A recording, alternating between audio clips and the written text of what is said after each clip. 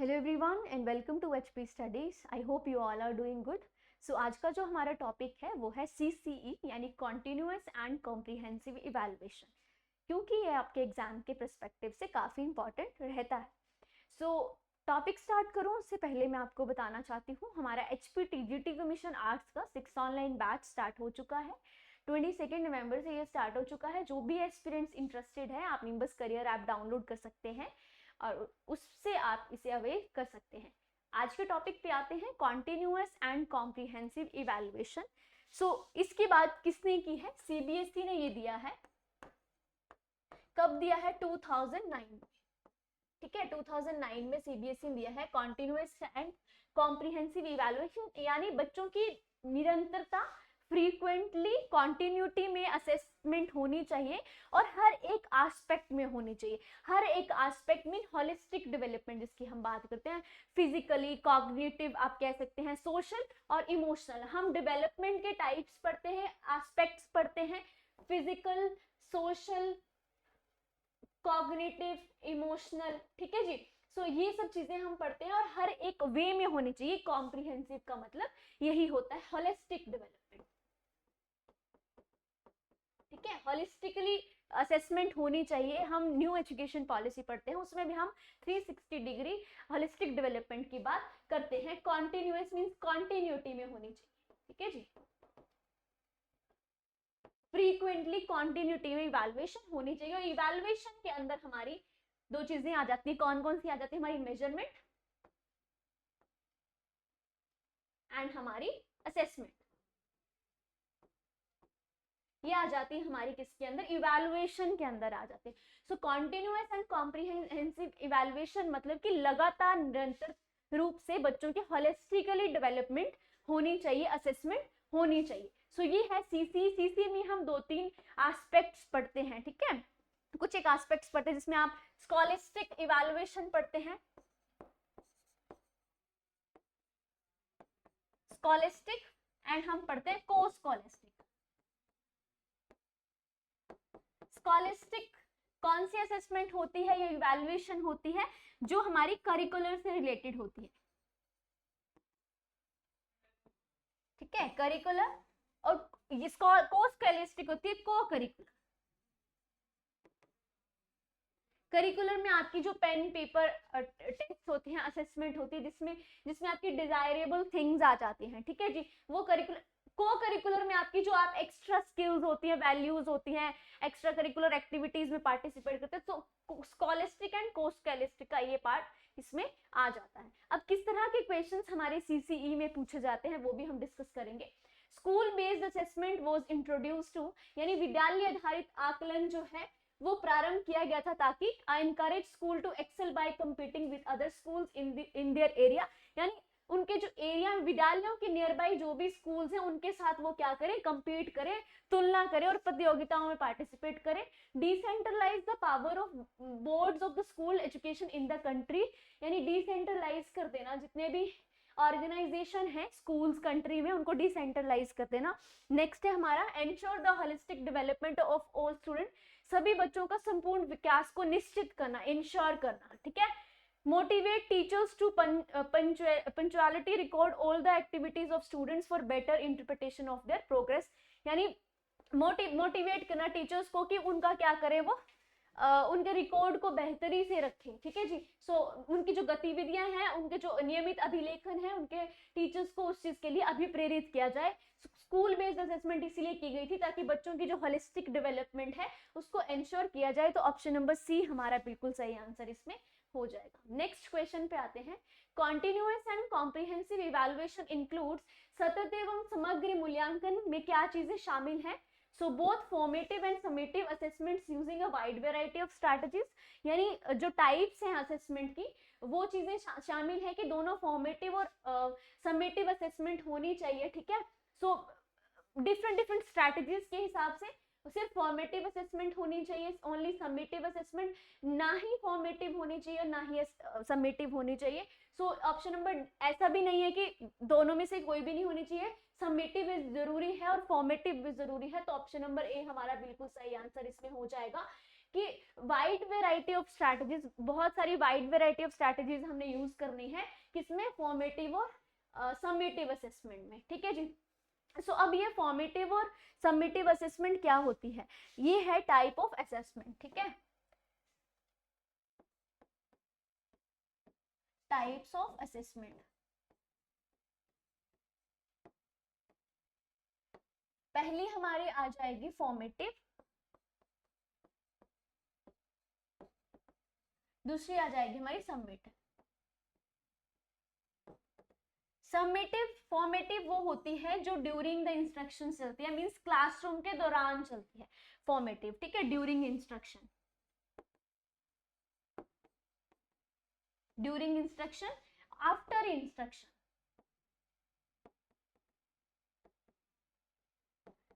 ठीक है जी।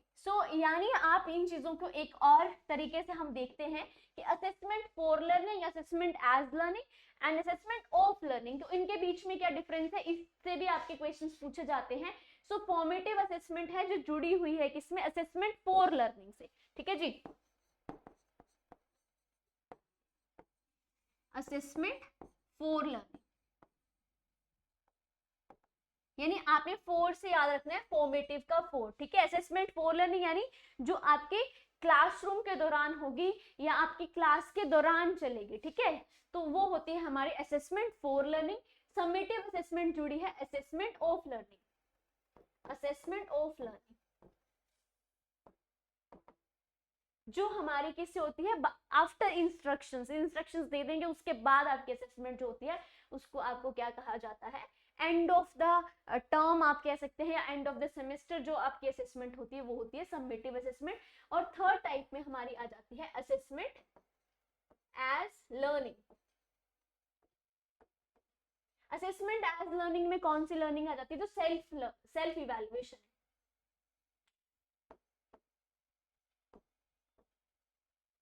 जिसमें खुद असेस करते हैं हम, ठीक है। असेसमेंट एज लर्निंग, खुद की कितनी ग्रोथ हुई है, खुद को असेस करना, सो वो आ जाता है हमारे सेल्फ इवैल्यूएशन। नेक्स्ट क्वेश्चन है, which of the following predicate is most appropriate for including co-scholastic area in the curriculum, यानी निम्नलिखित में से कौन सा विकथन पाठ्यचर्या में शैक्षणिक क्षेत्रों को शामिल करने के लिए सर्वाधिक उपयुक्त है। सो को-स्कॉलस्टिक एरिया हमने देखना है, करिकुलम में शामिल है co scholastic activities remove disparity in the students, यानी जो को-स्कॉलस्टिक एक्टिविटीज होती हैं वो डिस्पैरिटी को रिमूव कर देती है। Co scholastic activities alleviate the stress caused by routine teaching, यानी जो टीचिंग का रूटीन होता है उसके तनाव को कम कर देती है। Physical, social and emotional development are interrelated, कि हाँ ठीक है, जो को-स्कॉलस्टिक एरिया है करिकुलम में वो फिजिकल, सोशल और इमोशनल डेवलपमेंट का जो एरिया है वो इंटर रिलेटेड रहता है। Co scholastic activities reduce the workload of teacher, कि टीचर का जो वर्कलोड है वो कम कर देती हैं। सो राइट आंसर हमारा इसमें हो जाएगा ऑप्शन नंबर सी, यानी जो physical, social and emotional development है वो एक दूसरे के साथ इंटरलिंक्ड है। जो को-स्कॉलस्टिक से जुड़ा है, जिसमें हमारी एक्स्ट्रा करिकुलर एक्टिविटीज आ जाती हैं, वो आ जाती है हमारी को-स्कॉलस्टिक एरिया में। और स्कॉलस्टिक वाले में आ जाएंगी जो हमारी डिजायरेबल थिंग्स हैं।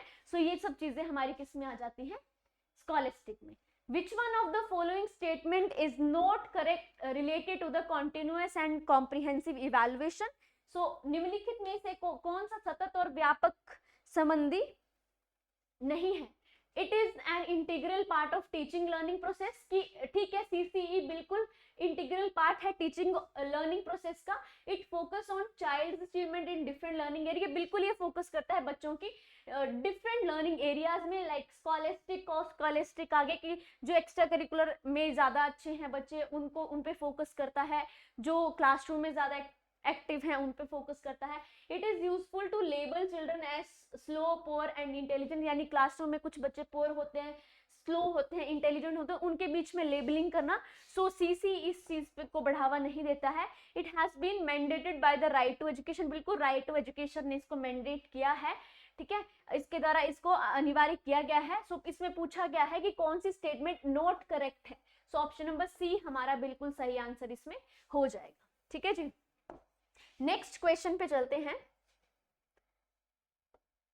Which one of the following is not related to other options, मतलब इनमें से कौन सा सीसीई के साथ संबंधित नहीं है, ठीक है। Modelling the skill of self assessment, organising question answer session, taking feedback from students on topic, conducting quiz. So इसमें पूछा गया है कि सीसीई के साथ कौन सा संबंधित नहीं है ऑप्शन, ठीक है। इसमें थोड़ा सा क्वेश्चन कट हो गया, वहां पे देख सकते हैं सतत और व्यापक मूल्यांकन से संबंधित नहीं है। देखिए सीसीई कंडक्टिंग क्विज बिल्कुल आपका फॉर्मेटिव असेसमेंट में आता था। Taking feedback from students on the topic, बच्चों से फीडबैक लेना उस टॉपिक पे। ऑर्गेनाइजिंग क्वेश्चन आंसर सेशन, बिल्कुल सेशंस ऑर्गेनाइज करने। और modelling the skill of self assessment, ये किसी तरह से भी इस चीज का पार्ट नहीं है।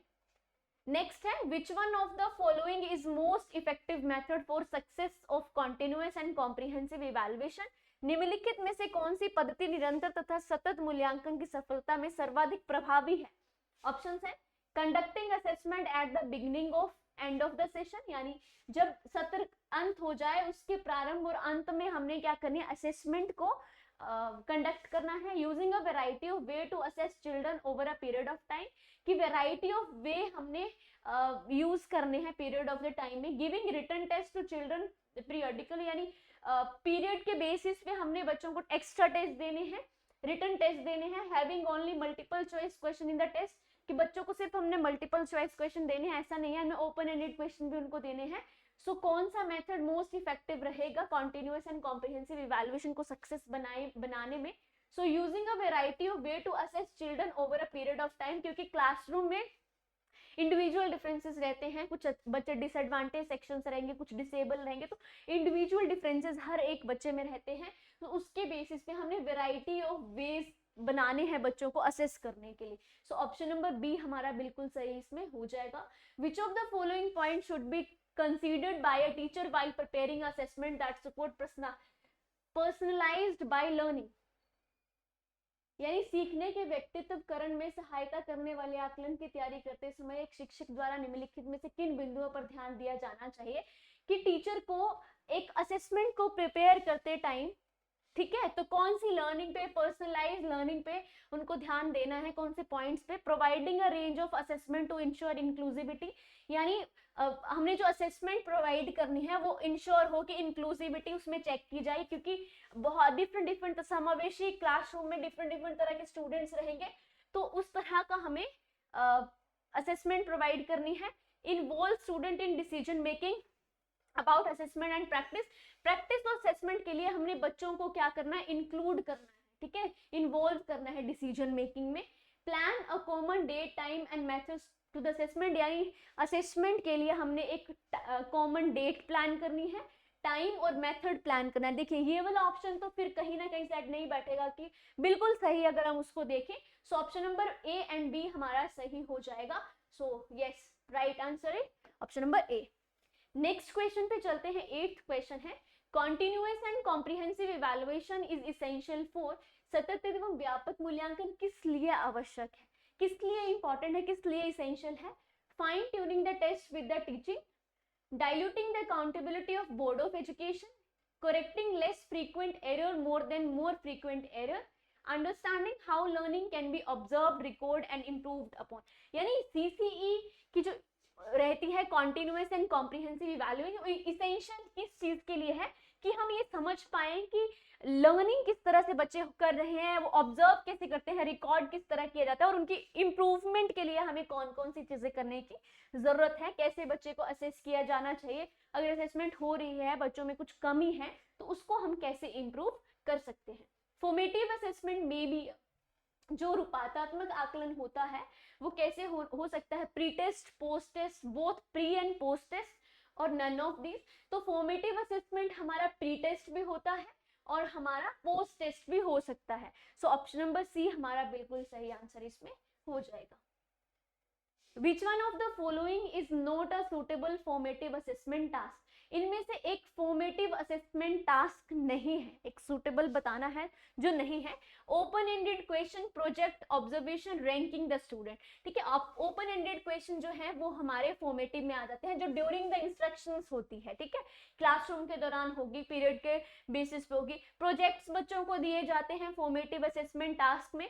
ऑब्जर्वेशन यानी उनको ऑब्जर्व किया जाता है वो किस तरह से चीजों को सीखते हैं। और ये रैंकिंग द स्टूडेंट जो है वो आपका सही आंसर इसमें हो जाएगा। तो पूछा है कौन सा सूटेबल फॉर्मेटिव असेसमेंट का टास्क में इंक्लूडेड नहीं है। सो ऑप्शन नंबर कौन सा सही हो जाएगा, डी हमारा बिल्कुल सही आंसर इसमें हो जाएगा। Which of the following predicate is most appropriate for including co scholastic area in the curriculum.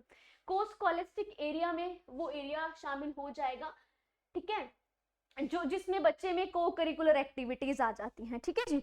को करिकुलर अब हम देखते हैं जैसे हमारी लाइफ स्किल्स हैं, एटीट्यूड है, वैल्यूज हैं, एक्टिविटीज हैं, जो भी हम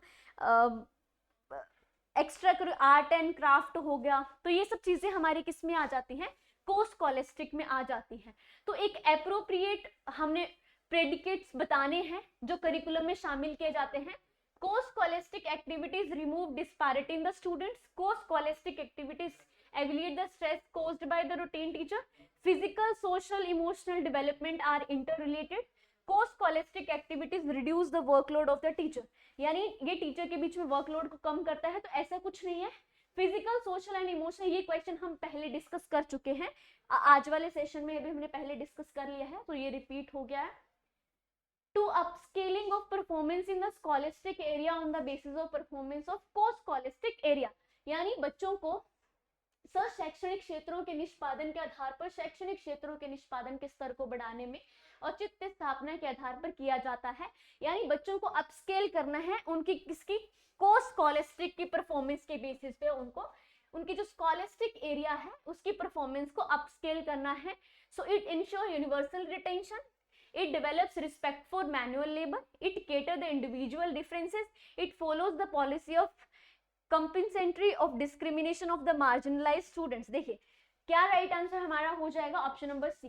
कैसे हो जाएगा कि ये केटर करता है इंडिविजुअल डिफरेंसेस को। जरूरी नहीं है कि कई बच्चे क्लासरूम में ही एक्टिवली पार्टिसिपेट करें, वो क्लासरूम के बाहर ग्राउंड्स एक्टिविटीज में भी अच्छे से पार्टिसिपेट कर सकते हैं। कई स्टूडेंट्स ऐसे रहते हैं जो स्कॉलेस्टिकली ज्यादा एक्टिव नहीं रहते हैं, क्लासरूम में अच्छा परफॉर्म नहीं करते हैं, बट वो को स्कॉलेस्टिकली यानी एक्स्ट्रा करिकुलर ग्राउंड एक्टिविटीज में, गेम्स में, आर्ट एंड क्राफ्ट में अच्छा परफॉर्म करते हैं। सो ये केटर करनी चाहिए हमें इंडिविजुअल नीड्स के बेसिस पे। सो ऑप्शन नंबर सी हमारा बिल्कुल सही आंसर हो जाएगा। A teacher uses a dice label describe, predict, explain, summarize, deconstruct and evaluate, ठीक है। ये कुछ एक हमें लेबल दिए गए हैं, ठीक है। So each time dice labelled means जो हम डाइस लेबल्ड यानी एक बॉक्स है, उसके बॉक्स की हर तरफ एक आपको लेबल्ड के बेसिस पे, एक डाइस के बेसिस पे ये चीजें लिखी गई हैं, ठीक है। Each time after a topic is completed, यानी जब भी टॉपिक कंप्लीट किया जाता है, the teacher throw the dice, या टीचर वो डाइस को थ्रो करता है, जो डाइस के ऊपर हर तरफ इस तरह से डाइस बनाया जाता है, ठीक है। उस डाइस के हर तरफ इस साइड लिखा होगा summarise, deconstruct, evaluate, explain, predict, ठीक है।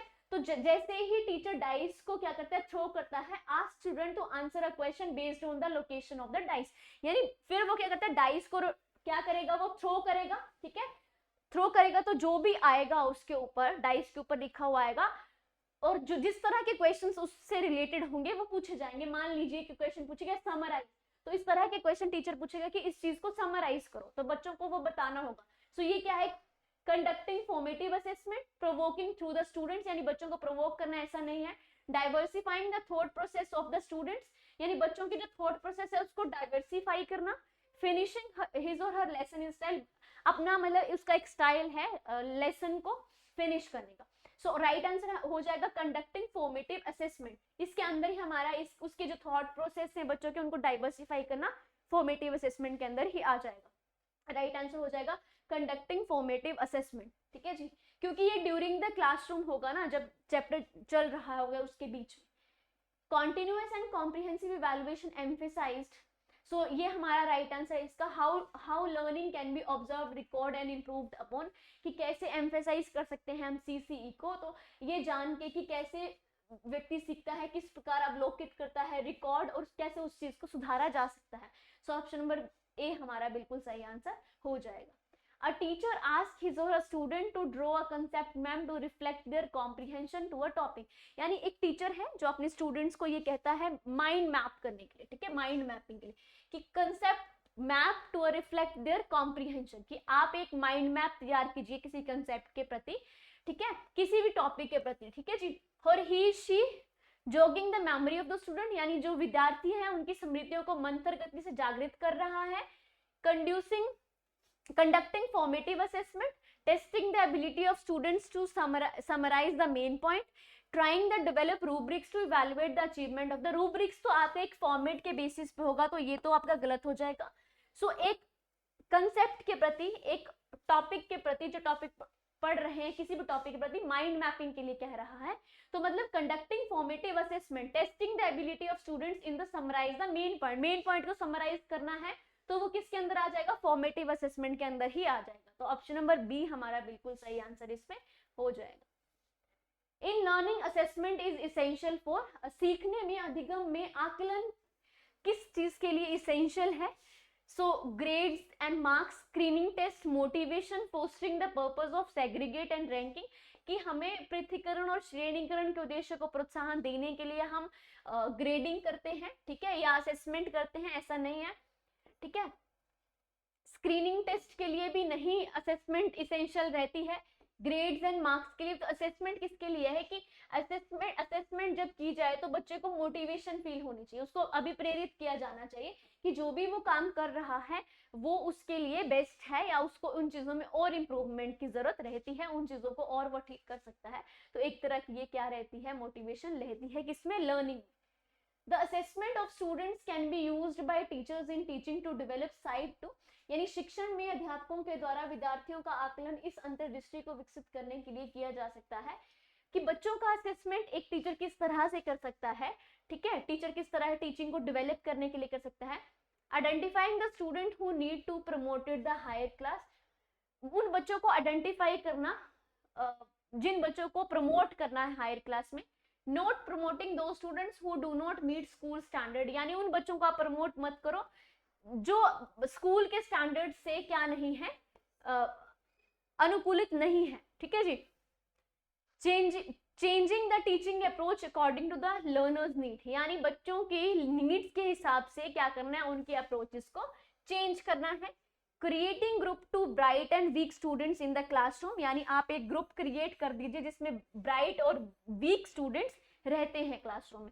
सो एक टीचर को अपनी टीचिंग को, असेसमेंट को अच्छा बनाने के लिए बच्चों के साथ अपने टीचिंग अप्रोचेस को चेंज करना चाहिए लर्नर्स की नीड के हिसाब से, क्योंकि इंडिविजुअल डिफरेंसेस रहते हैं और एक क्लासरूम में बहुत तरह के बच्चे रहते हैं। सो डिफरेंसेस के हिसाब को देखते हुए अपने अप्रोचेस को, अपने मेथड्स को चेंज करना है। इस तरह से एक बेस्ट हम क्या कर सकते हैं, असेसमेंट कर सकते हैं। सो सी हमारा राइट आंसर इसमें हो जाएगा। नेक्स्ट क्वेश्चन है assessment by only pen pencil test, assessment केवल कागज पेंसिल जांचों द्वारा आकलन है, यानी असेसमेंट बाय जब पेन पेंसिल के साथ असेसमेंट होती है, सो प्रमोट होलिस्टिक डेवलपमेंट, ये होलिस्टिक डेवलपमेंट को क्या करता है, असेस करता है। लिमिट असेसमेंट, असेसमेंट को लिमिट कर देता है। फैसिलिटेट कॉम्प्रिहेंसिव इवैल्यूएशन, जो कॉम्प्रिहेंसिव इवैल्यूएशन है उसको फैसिलिटेट करता है। ये कॉन्टिन्यूअस इवैल्यूएशन को फैसिलिटेट करता है। सो राइट आंसर हमारा इसमें हो जाएगा कि जो असेसमेंट होती है पेन पेपर के साथ, वो असेसमेंट को लिमिट कर देती है, क्योंकि वो सिर्फ आपके क्लासरूम तक रहती है, ठीक है। क्लासरूम में जो भी चीजें हो रही हैं आप सिर्फ उनको असेस कर रहे हैं। इसमें जो एक्स्ट्रा करिकुलर आ जाते हैं, जो कुछ बच्चे होते हैं वो एक्स्ट्रा करिकुलर में एक्टिव रहते हैं, तो उनकी पेन पेंसिल के साथ आप क्या नहीं कर सकते हैं, उनको असेस नहीं कर सकते। तो ये एक लिमिट कर देती है असेसमेंट को। सो ऑप्शन नंबर बी हमारा राइट आंसर इसमें हो जाएगा। असेसमेंट इज पर्पसफुल इफ, एक आकलन उद्देश्यपूर्ण होता है यदि it is done only once at the end of the year, यानी सिर्फ साल के अंत में ही इसको किया जाए। comparative evaluation are made to differentiate between the students achievement, यानी विद्यार्थियों की उपलब्धियों में अंतर करने के लिए तुलनात्मक मूल्यांकन किए जाए, कंपैरेटिव इवैल्यूएशन किए जाने चाहिए बच्चों की, किसको, उनकी जो अचीवमेंट्स हैं उनको, उपलब्धियों को डिफरेंस करने के लिए, ठीक है, कंपैरेटिव इवैल्यूएशन किए जाने चाहिए। It induce fear and stress among the students, ये बच्चों के बीच में क्या करता है, फियर और जो भय और तनाव रहता है उसको संचार करता है, इंड्यूस करता है। It serves as a feedback for the student as well as teacher, यानी जो स्टूडेंट्स के फीडबैक हैं और टीचर्स के फीडबैक हैं उनके लिए उसको सर्व करता है। सो ऑप्शन नंबर डी हमारा सही हो जाएगा। असेसमेंट पर्पसफुल तब रहती है जब बच्चों को वो क्या करें, एक फीडबैक के रूप में काम करे और टीचर भी उसको एक फीडबैक की तरह ले। सो ऑप्शन नंबर डी हमारा राइट आंसर इसमें हो जाएगा। नेक्स्ट क्वेश्चन है, which of the following statement about assessment are correct, assessment के बेसिस पे कौन सी स्टेटमेंट जो है वो करेक्ट होगी। Assessment should help students see their strengths and gap and help the teacher fine tune her teaching accordingly, यानी आकलन से विद्यार्थियों को यह सहायता मिलनी चाहिए कि वे अपनी शक्तियों को देख सके और शिक्षक तदनुसार उन्हें ठीक कर सके, ठीक है। जब बच्चे ये समझ लें कि उनकी जो स्ट्रेंथ्स हैं या उनके जो गैप है लर्निंग के बीच में, उनको वो समझ ले और टीचर जो है उनकी ट्यूनिंग को समझ ले, ठीक है, किस तरह से हमें असेस करना है, ठीक है। Assessment is meaningful if it comparative evaluation of students are made, आकलन तभी सार्थक होता है जब विद्यार्थियों को तुलनात्मक मूल्यांकन हो। Assessment should assess not only memory but also understand and application, बिल्कुल असेसमेंट ये नहीं होना चाहिए कि सिर्फ आप रट रहे हैं चीजों को, या आपकी मेमोरी पे बेस्ड, या आपकी अंडरस्टैंडिंग और एप्लीकेशन पे भी बेस्ड होनी चाहिए। Assessment can not be purposeful if it does not induce fear and anxiety, कि असेसमेंट जो है आकलन तब तक उद्देश्यपूर्ण नहीं हो सकता जब तक उससे भय और चिंता का संचार नहीं हो, जब तक हम भय और संचार को इंड्यूस ना करें। सो क्या राइट आंसर हमारा हो जाएगा, एक सेकेंड, ओके, सो राइट आंसर है हमारा ऑप्शन नंबर सी, तो हमारा बिल्कुल सही हो गया, ठीक है, कि assessment should not assess only memory, कि सिर्फ मेमोरी को ही असेस ना करे, ठीक है, बल्कि बच्चा अंडरस्टैंड करे और समझे उस चीज को, ठीक है, अप्लाई करे खुद पे। और नेक्स्ट हो जाएगा, assessment should help students see their strength, बच्चे जो हैं वो अपनी स्ट्रेंथ्स को देखें एंड गैप को देखें and help the teacher fine tune the teaching accordingly, यानी टीचर उसके हिसाब से वो ट्यूनिंग बनाए और उसको समझे कि किन किन चीजों की बच्चों को जरूरत रहती है। ऑप्शन नंबर ए हमारा सही हो जाएगा, ए और सी जहां पे है वो हमारा बिल्कुल सही आंसर इसमें हो जाएगा। सो ऑप्शन नंबर डी हमारा बिल्कुल सही आंसर हो जाएगा। सो ये थे हमारे आज के 20 क्वेश्चंस, ठीक है, जो सीसीई से आपके काफी इंपॉर्टेंट रहते हैं और पूछे जाते हैं, ठीक है जी। सो ये हमारा HPTGT कमीशन आर्ट्स का 6 ऑनलाइन बैच 22 नवंबर से स्टार्ट हो चुका है, डाउनलोड कर सकते हैं निम्बस करियर ऐप, 40% ऑफ में आपको ये मिल रहा है। कुछ और पेड ऑनलाइन बैचेस हैं विद डिस्काउंट ये चल रहे हैं, आप इंटरेस्टेड हैं तो इन्हें आप अवेल कर सकते हैं। निम्बस करियर ऐप को डाउनलोड कीजिए, या आप कॉल कर सकते हैं इस नंबर पे, ये ऑफिशियल नंबर है। टेलीग्राम का चैनल ज्वाइन कर लीजिए, डेली की जो PDFs हैं, जो अपडेट्स हैं वो आपको टेलीग्राम पे मिल जाएंगी, ठीक है जी। तो ये था सीसीई का टॉपिक, काफी इंपॉर्टेंट रहता है, इससे काफी बार आपके क्वेश्चंस देखने को मिलते हैं।